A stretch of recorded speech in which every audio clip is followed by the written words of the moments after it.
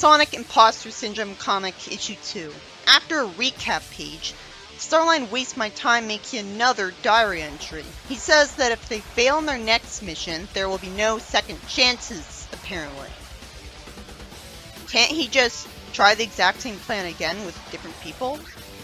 I wish I knew what drink was in that cup. Then he explains that for his endgame, he must be able to overpower all of Eggman's control directly, so he wants to target Egg-Base Alpha for his final test. Again, why doesn't any government just nuke this place? It only belongs to Eggman and his robots. So he stands over the base on a hill. Surge says that Starline looks really stressed, and Kitsu gives him the map. Starline says they'll enter on the south end. He'll infiltrate the western control tower and upload the command program. Surge will be escorting Kit to the eastern comms tower to make sure no alerts will be broadcast to the Eggnet.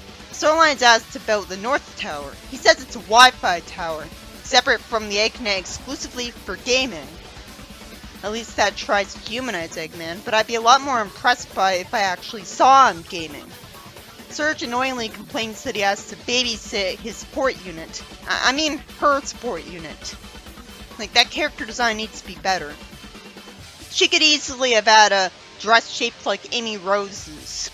Surprisingly, Kit says that because she's the hero, she should have the important job. So, Kit's programmed to think of her as the hero, even though Surge wants to destroy Sonic and literally said to Kit that she lives for mischief, and threatened to drown him. You'd think that he'd know that she's a bad guy. She just says nobody was talking to him. And Starline finally says what I was thinking, asking why she's objecting now because this is what she wanted. She's confused and goes through with the plan anyways despite the hesitation. Starline uses his glove to fly. Again, I'm really glad he got these powers. Kit sees a Badnik patrol and suggests taking a detour. So of course someone who can easily defeat Badniks decides to destroy them instead. Why wasn't she programmed to automatically obey every order that he gives her, when its entire purpose is to counteract her brashness? What'd be the point? You'd think he'd realize that Surge would ignore his every order. He complains that they're not supposed to raise any alarms. She reasons that they can't make a fuss if they're defeated, and says Starline's not their boss, just the idea guy. That is their boss.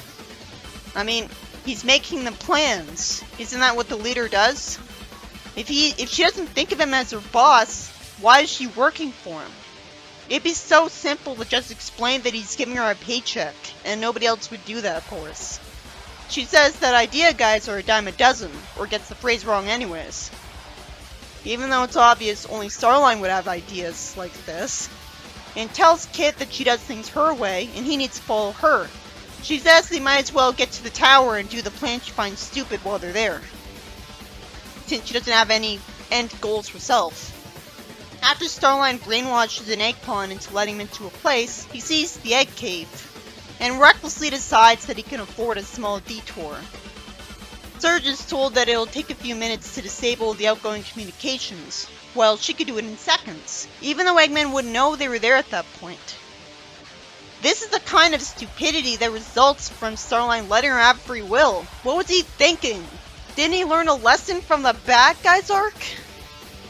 She says that if Eggman comes, she'll bury him next to Sonic.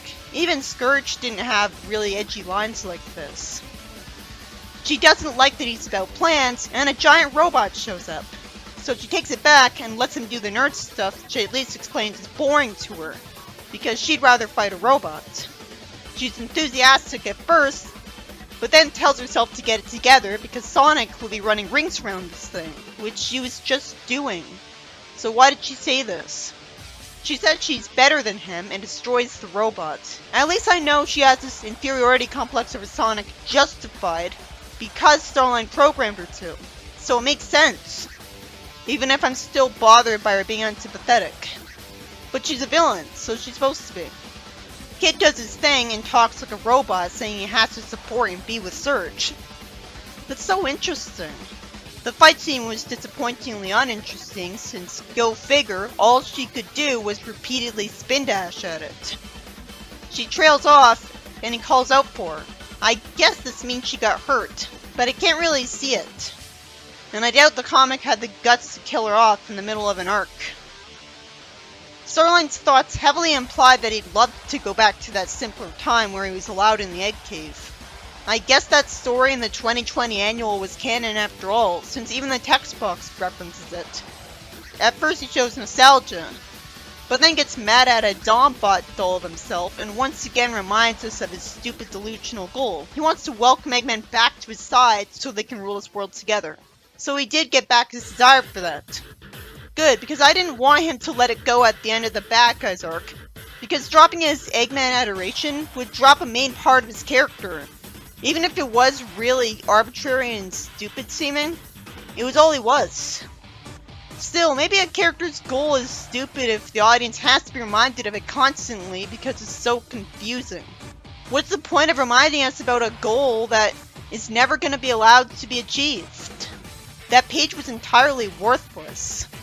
Kit uses his water magic furiously trying to defend her, only to discover that she wasn't hurt at all, because I guess she had rings. She said she was, and then tells him to hold that thought because the robot's still alive. She fights the robot boringly, and the fight alerts a bunch of badniks. She tells Kit to watch her back while she takes out the first half. Then they stop, and Starline tells them their mission was accomplished because this base and all the badniks belong to him now. I can't help but be impressed. It's only the second issue of the arc. He asks them to join him in the control room, and she finds it weird that the robots are bowing to her now. Starline thinks no alarms were triggered and the plan worked. Then he says she needs a change in wardrobe and asks what happened. Kit starts to cry as they start to tell him what happened, and surprisingly, a character who was written to be abusive to him before puts her hand on his shoulder and admits that she was careless, but he was a big help. It makes sense that she'd warm up to him because he was so useful. I saw that coming.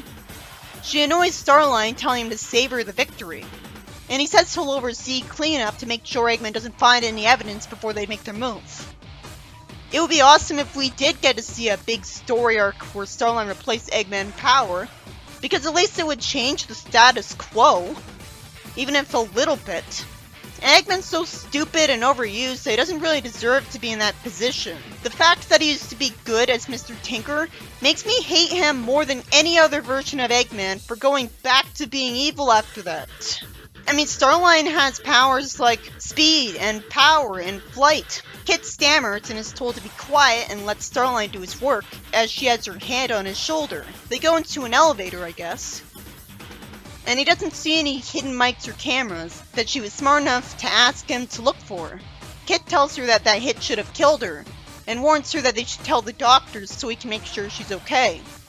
Maybe she just had rings. That happens all the time.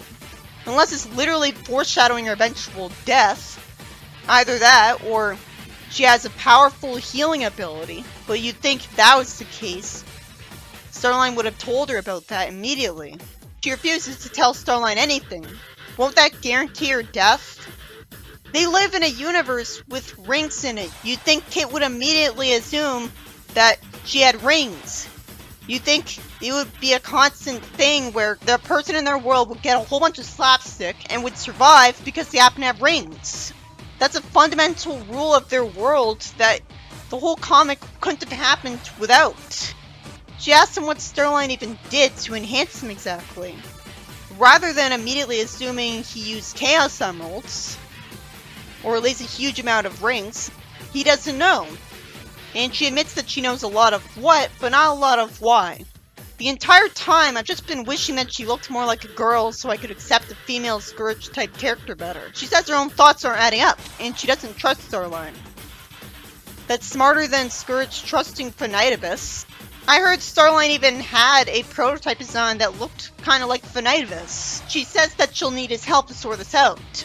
She says Starline needs to hear himself talk, so she assumes he has a diary. So they're gonna find his records, find out what he did to them, and take revenge. First off, that'd be exceedingly predictable. The Bad Guys arc already did that. Second, he should have seen this coming from a mile away. In fact, he kinda did, and that's why it requires a password to get to his diary.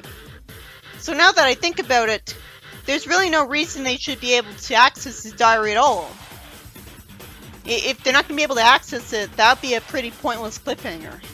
This issue is by Ian Flynn. I guess I'm okay with the story. Starline takes over a base of Eggman's really easily because of the powers of Surgeon Kent, the former of which figures out that her thoughts don't add up eventually after warming up to Kent because it's useful.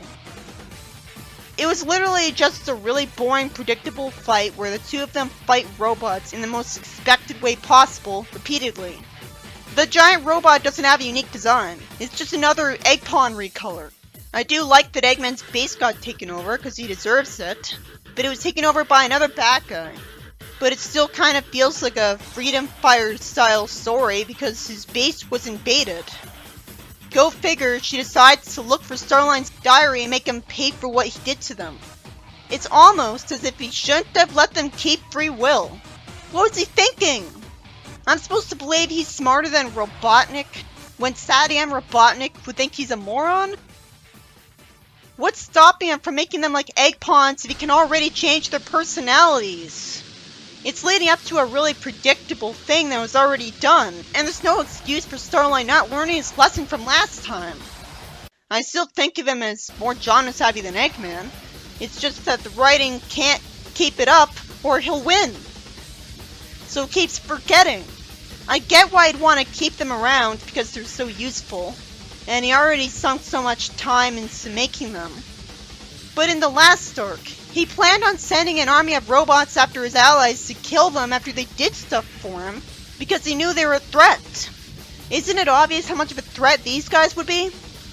You'd think he would have learned to put bombs in their upgrades and be able to shock them at the press of a button. He could easily keep them under control, and somehow he can't. I'd be really impressed if he could. I'm wondering what kind of contrivance is going to prevent them from killing him in his sleep. If he was awake, he could just use the speed power to get away. I mean, he could just lock his bedroom door, but he's not even smart enough to do that. Man, it got into his bedroom when he was sleeping just fine. I mean, did he really have to take over this base as soon as possible? Couldn't he have made them unconscious and gotten rid of their free will before sending them to that base?